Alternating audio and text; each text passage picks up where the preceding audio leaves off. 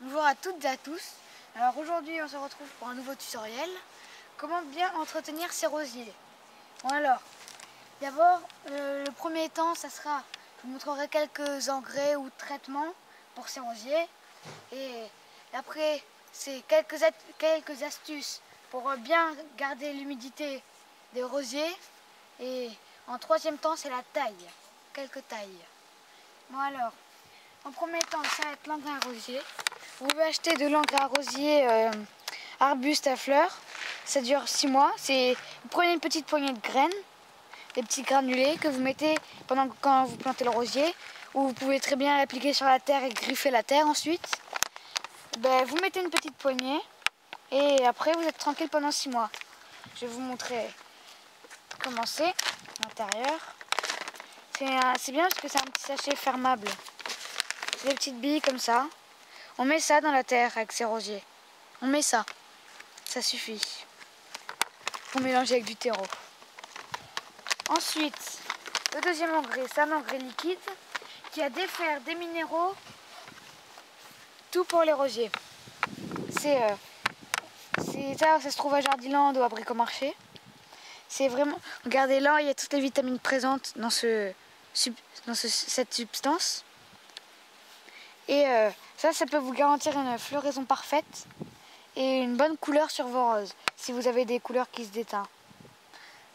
Et ensuite, nous allons parler en deuxième temps des maladies des rosiers. Alors, venez, approchez-vous. Alors,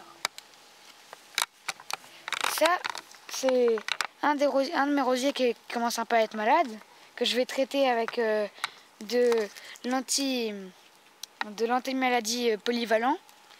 Et vous voyez, là, vous pouvez bien distinguer la rouille, c'est les taches oranges qui sont là, et la tache noire qui est là, qui est vraiment présente, qui est souvent présente. Et ce qu'il faut faire là, quand vous voyez une des premières feuilles de rosier qui commence à être malade, il faut l'enlever pour pas qu'elle contamine les autres. Et moi je me suis pris un petit peu tard, comme j'étais partie en vacances et que j'ai pas pu m'en occuper, il commence à être malade par là. Donc je vais le traiter, comme je vous disais. Je vais le traiter avec un sulfateur. C'est une sorte de truc comme ça là. Et je vais traiter mes rosiers jusque bien pour éviter d'autres maladies. C'est un liquide bleu, hein, comme ça.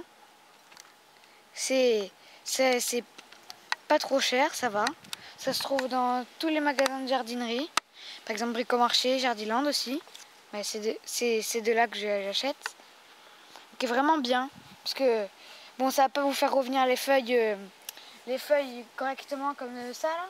Mais ça va déjà empêcher que ça se propage. Donc voilà, ce flacon. Ensuite, je vais vous présenter mes rosiers que je vais tailler. C'est toujours E2. Celui-là, c'est le XXL Cronenbourg. Son parfum est très fort. Et celui-là, venez voir. Ici, c'est une rose abracadabra. C'est une rose à 2 couleurs, souvent avec des taches. Déjà, pour bien que l'humidité reste, je vous conseille de faire un paillage. Un paillage, c'est vous achetez des écorces, des billes d'argile, des petits graviers, mais pour bien que ça garde l'humidité. Avec ça, vous pouvez arroser 1 ou 2 fois par semaine, s'il ne fait pas trop chaud. Quand il fait assez chaud, il faut arroser à peu près 1 fois tous les 2 jours. Donc ensuite, comment les tailler? On va mettre des gants. Pour les tailler, une fois que la fleur est fanée, vous coupez à peu près là où pas là où il y a les petites feuilles, pas là où il y a ces petites feuilles là. Ça c'est les folioles. Il faut couper en biseau à l'extrémité de la feuille suivante pour que là ça reparte de là. Alors, par exemple, là, elle n'est pas encore fanée, mais là, il faudra couper un peu plus court pour que ça reparte et bien en biais.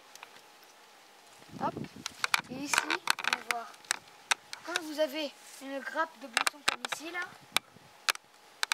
Et ben, moi j'ai coupé exprès là pour pas que ça continue à faner. Mais il faut couper à la tige. Bien à la tige. Hop, comme ceci. Gardez que la tige. Ne vous inquiétez pas, hein, il va repartir bien. Coupez toute de la tige.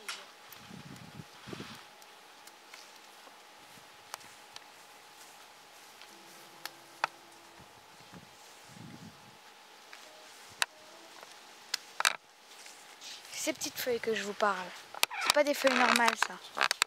C'est petites de pouce. Et quand vous coupez bien en biais comme ceci, ça va permettre à la plante de bien repartir.